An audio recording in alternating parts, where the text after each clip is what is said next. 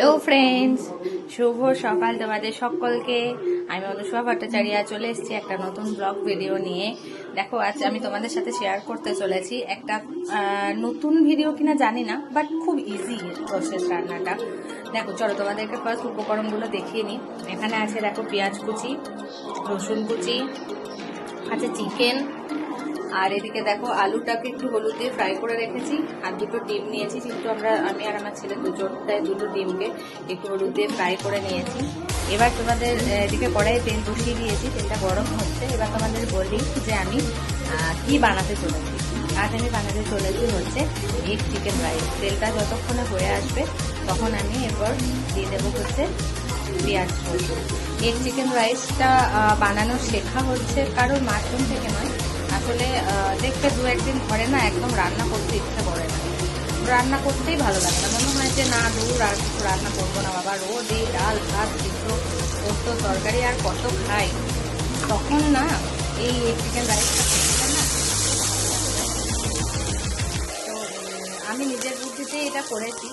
দেখো রোজ তো আর বিরিয়ানি খাওয়া চলে না, বিরিয়ানি খেতে যদিও আমি আর আমার ছেলে ভীষণ ভালোবাসি, কিন্তু রোজ তো আর খাওয়া চলে না। তাই আমি বুদ্ধি করে এটা বানিয়েছি, সেটা হচ্ছে এগ চিকেন রাইস। মানে চিকেনটা যে প্রসেসে রান্না করি সেই প্রসেসেই যদি ওর মধ্যে চাল দিয়ে দিই, পরিমাণ মতো জল দিয়ে দিই, তাহলে কিন্তু রান্নাটা ওকে। বন্ধুরা দেখো এই অবধি পেঁয়াজগুলো কিন্তু মোটামুটি ভাজা হয়ে গেছে। আমি খুব বেশি লাল করব না, কারণ চিকেনের যেরকম করি আমরা, চিকেনের পেঁয়াজটা ঠিক যেরকম প্রসেসে ভেজে নিই, আমি ঠিক এরকম এতটা অবধি ভাজতে পছন্দ করি। বেশি লাল লাল হয়ে গেলে আমার ভালো লাগে না, আমি দিতে সাজাচ্ছি। চলো যাই হোক, আমি ওর মধ্যে দিয়ে দিচ্ছি 4 মতো কাঁচা। বন্ধুরা চিকেনটা কিন্তু খুব ভালো করে মশলার সাথে মেখে গেছে, সাইড থেকে তাতে তেলও ছেড়ে দিয়েছে। এই প্রসেসে আমি দিয়ে দেবো হচ্ছে চালটা ধুয়ে রেখেছিলাম, চালটা দিয়ে দেবো। তোমরা চাইলে চালটা ধুয়ে একটু ভিজিয়েও রাখতে পারো, আমি যদিও ভিজিয়ে রাখিনি। বন্ধুরা তোমাদের ফাইনাল লুকটা দেখাই কেমন হলো আমার এই চিকেন রাইস।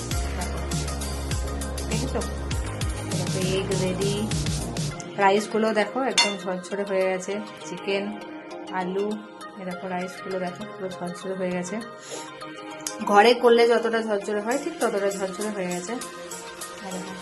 রাইসগুলো একদম নিচ থেকে পুরো সব হয়ে গেছে, ঝরঝরে হয়ে গেছে, শুকিয়ে গেছে। এই প্রসেসিং করে তোমরা একদিন দেখো কেমন লাগছে। আমাদেরকে লাইক কমেন্ট শেয়ার করো, আর জানিও, ঠিক কমেন্টে জানিও যে আজকে রেসিপি তোমাদের কেমন লেগেছে। বাই বন্ধুরা।